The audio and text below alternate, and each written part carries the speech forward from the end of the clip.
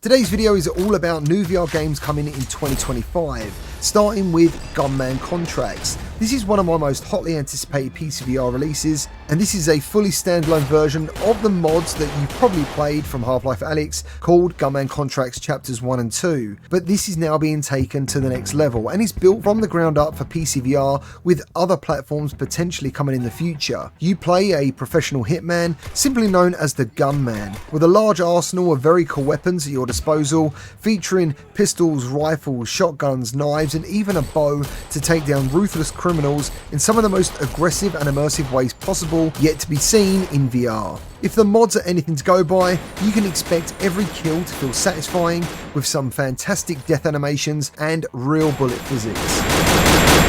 Alien Rogue Incursion is coming next week to PCVR and PSVR2, with the Quest version sadly being delayed until February 2025. I'm currently in the process of filming my gameplay for a full review as we speak, and that will end just before launch, so make sure you're subscribed and you've hit the bell icon, because the times given to drop these videos is at a bit of a weird time. With what I know so far, delaying this game for the Quest is the right move, as too many games have recently launched in a pretty bad state, and it's hard for these games to regain momentum afterwards, but I'm looking forward to seeing how Survivors handle this one for 2025. Davis, come in. Do you copy? Zombie Army VR is coming to all platforms at some point in 2025 after being hit with a delay. In case you missed the original announcement, Zombie Army features player progression, authentic World War II weapons, 2-player co-op, which I must say I'm a little disappointed to hear because I wanted 4-player co-op similar to the flat screen version of the game, and I'm hoping this is part of the reason for the delay. If you didn't see my hands-on impressions from Gamescom, it was clear this one needs much more time in the developer oven. A game like this has so much potential, and I hope developers take their time to bring us something epic and worthy of the Zombie Army franchise. Please, let me out. Wanderer Fragments of Fate has been delayed a number of times, but the developers have now given us a date of the first quarter of 2025, and it's coming to all VR platforms. If you've never heard of Wanderer before, it was one of the best VR games I played back in 2022, and it's one of the most unique VR experiences I've ever had, with a mix of action, puzzles, and time travelling, making it pretty unique. The various time periods are all interesting and are all fantastic to explore because they're just so beautifully made. The voice work was really good, the music was great, and the time travelling puzzles made you feel like a big brain genius. The new version is called Fragments of Fate and promises even better graphics, new gameplay features, more action, and I can't wait to experience it all over again. But Wanderer is definitely one VR game that is deserving of a remaster. Everywhere we go, we become someone else from that time and place. After FlatOutVR's excellently received Trombone Champ, we have FlatOut VR, and it's coming to all platforms, including Quest 2, which is no small accomplishment if they can actually pull this off. FlatOut was one of my favourite driving games, which I think was originally on the Xbox 360, but this FlatOut looks more closer to FlatOut Ultimate. It's looking incredible, and PSVR2 and Quest owners are really thirsty for some good driving games. So let's hope they nail the FlatOut experience with this one, and we get wheel support for PSVR2 and PCVR.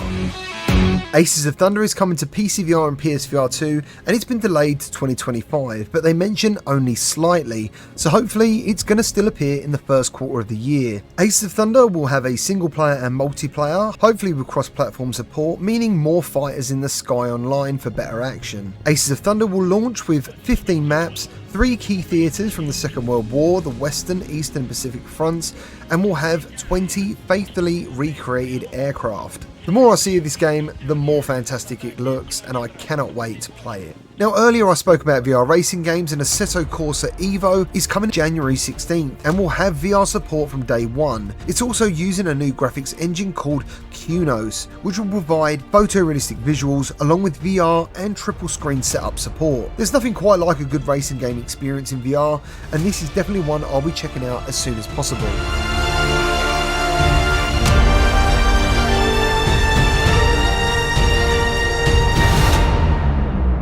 Next up, we have another great looking VR flying sim called the Mighty 8th VR, which puts you in the cockpit of a B-17 flying fortress at the height of a strategic bombing campaign over Europe. And the most exciting part of this game is it's got online co-op for up to 9 players, but if you can't get that many with you, you'll have AI to assist you. There's no release date right now, but this looks really epic.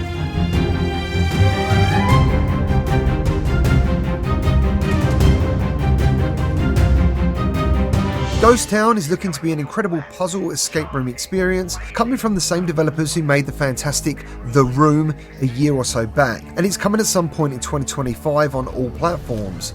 You play a paranormal investigator called Edith Penrose, who is a witch turned ghost hunter, and you must use a combination of wits and ancient magic to overcome these unearthly puzzles. Just knowing it's coming from Fireproof Games fills me with the confidence that this is going to be an epic VR puzzler with some really great atmosphere.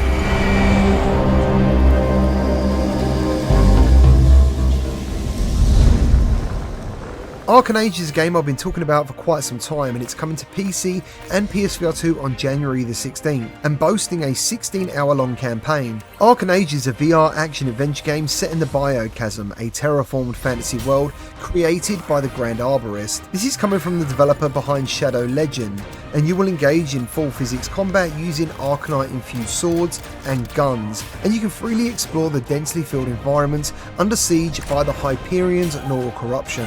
If Shadow Legend is anything to go by, I'm expecting a very immersive and physical VR experience.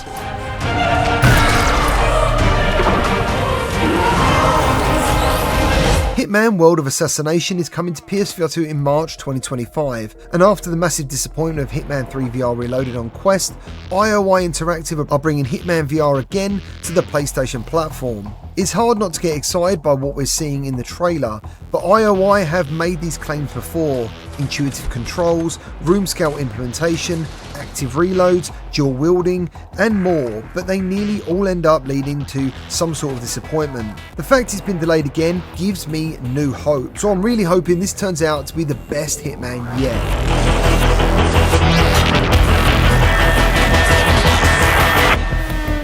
Next up, we have Pirates VR Jolly Roger, which is coming 14th of January and is firmly on my radar after the excellent Bootstrap Island, which went well beyond my expectations in terms of immersion. But this title looks more of a first-person action shooter with survival elements and lots of treasure hunting. You play a pirate stranded on a desert island, and your only friend is a talking parrot. The game features realistic interactions, the entire island looks climbable, and you'll be able to swim through some beautiful looking underwater cave systems beneath the island. Next up, we have the Midnight Walk, and it's coming to PSVR2 and PCVR this coming spring of 2025. And it looks visually unique because everything in the game is first sculptured in clay, and then 3D scanned, leaving a highly detailed image, and then captured using stop motion, which I've not actually seen done in VR before. The story sees you on a journey with Pop Boy along the twisted trail of the Midnight Walk. You must work with your companion to outsmart fire-eating monsters, using his flame to distract the enemy while you hide and evade the many threats of the dark. You will encounter new friends and experience awe-inspiring sights. And purely from an art perspective, I can't wait to see this in the headset. And so it was that the burnt one and a small flame took a wander down the Midnight Walk. Subside was one of the most visually striking VR games I reviewed earlier this year on PCVR, and now it's coming to PSVR2. And I think many people who first saw this game assumed it was just a simple swimming experience, but it's actually got lots of things to do and unlock. The graphics look lifelike, and you have to find coins to pay for upgrades like flippers and air tanks, plus you'll find keys to unlock chests that hide more unlocks and levels. Overall, it's a stunning experience that really reminds you why VR is so magical, and I can't wait to play it all over again on PSVR2.